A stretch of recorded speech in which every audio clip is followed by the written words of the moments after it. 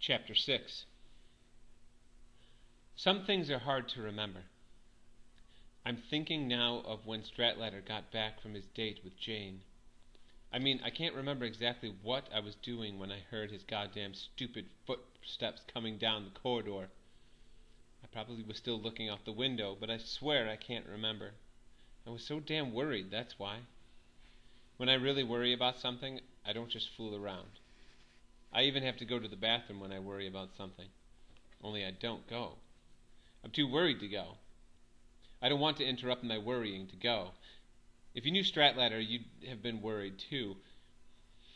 I double-dated with that bastard a couple of times, and I know what I'm talking about. He was unscrupulous. He really was. Anyway, the corridor was all linoleum and all, and you could hear his goddamn footsteps coming right towards the room. I don't even remember where I was sitting when he came in. At the window or in my chair or his. I swear I can't remember. He came in griping about how cold it was out. Then he said, "Where the hell is everybody? It's like a goddamn morgue around here." I didn't even bother to answer him. If he was so goddamn stupid not to realize it was Saturday night and everybody was out or asleep or home for the weekend, I wasn't going to break my neck telling him. He started getting undressed.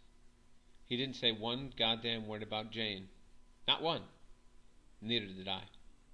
I just watched him. All he did was thank me for letting him wear my houndstooth coat.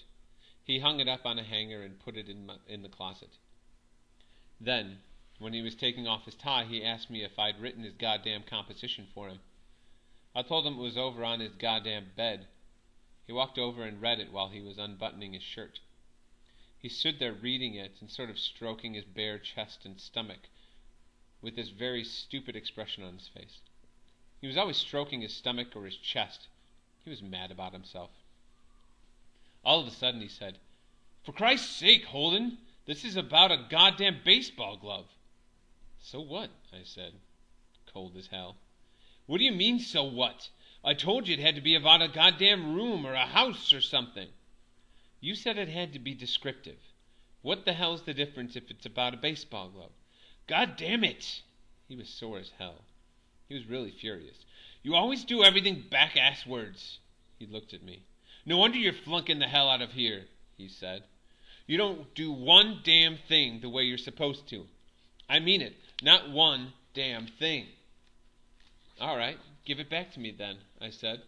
I went over and pulled it right out of his goddamn hand. Then I tore it up. "What the hell did you do that for?" he said.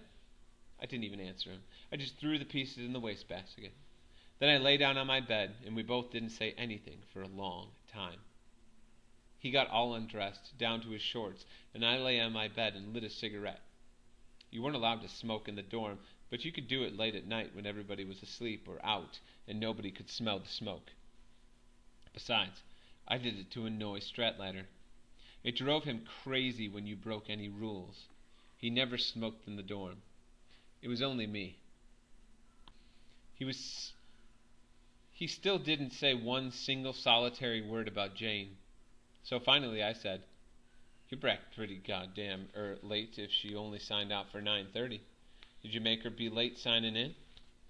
He was sitting on the edge of his bed, cutting his goddamn toenails, when I asked him that. "A couple of minutes," he said. "Who the hell signs out for 9:30 on a Saturday night?" God, how I hated him. "Did you go to New York?" I said. "You crazy? How the hell could we go to New York if she only signed out for 9:30? That's tough. He looked up at me.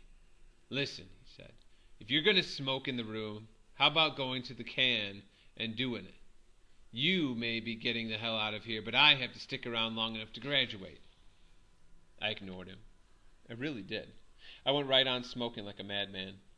All he did was sort of turn over on my side and watch him cut his damn toenails. What a school. You were always watching somebody cut their damn toenails or squeeze their pimples or something. "Did you give her my regards?" I asked. "Yeah." The hell he did, the bastard. "What'd she say?" I said. "Did you ask her if she still keeps all her kings in the back row?" "No, I didn't ask her. What the hell you think we did all night? Play checkers, for Christ's sake?" I didn't even answer him. God, how I hated him. If you didn't go to New York, where'd you go with her? I asked him, after a little while. I could hardly keep my voice from shaking all over the place. Boy, was I getting nervous. I just had a feeling something had gone funny. He finished cutting his damn toenails. So he got up from the bed, in just his damn shorts and all, and started getting very damn playful. He came over to my bed and started leaning over me and taking these playful as hell socks at my shoulder. Cut it out, I said. Where'd you go with her if you didn't go to New York? Nowhere. We just sat in the goddamn car.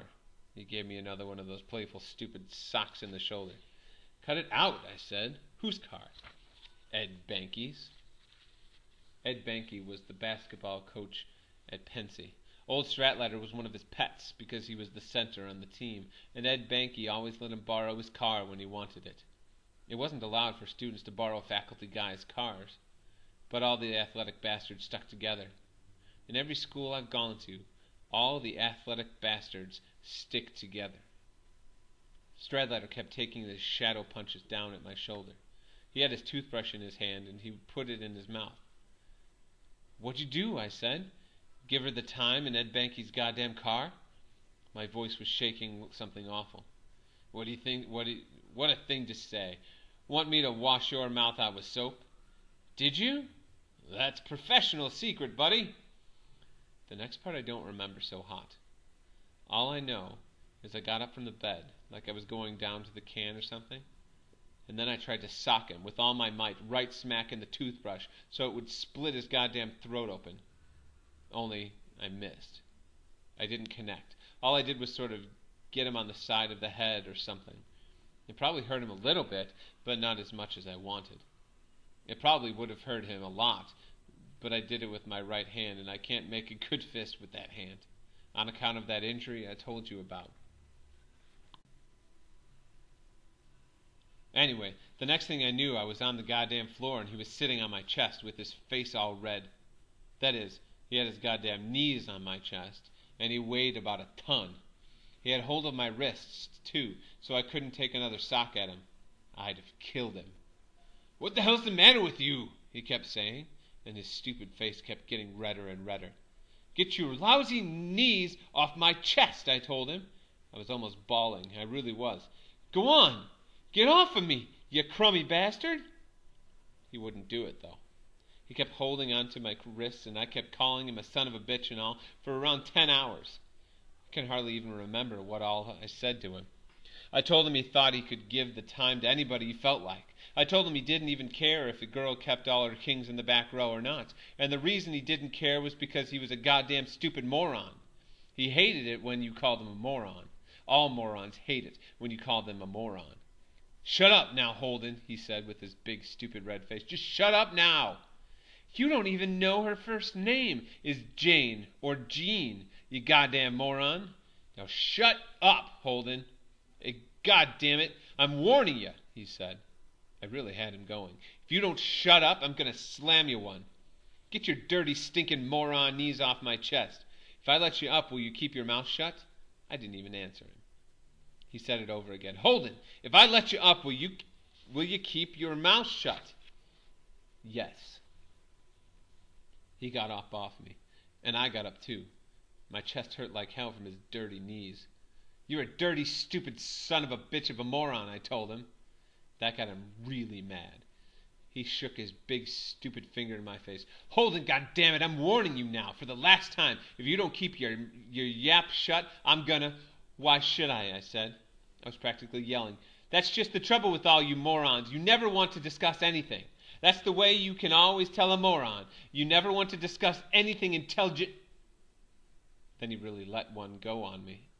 The next thing I knew, I was on the goddamn floor again. I don't remember if he knocked me out or not, but I don't think so.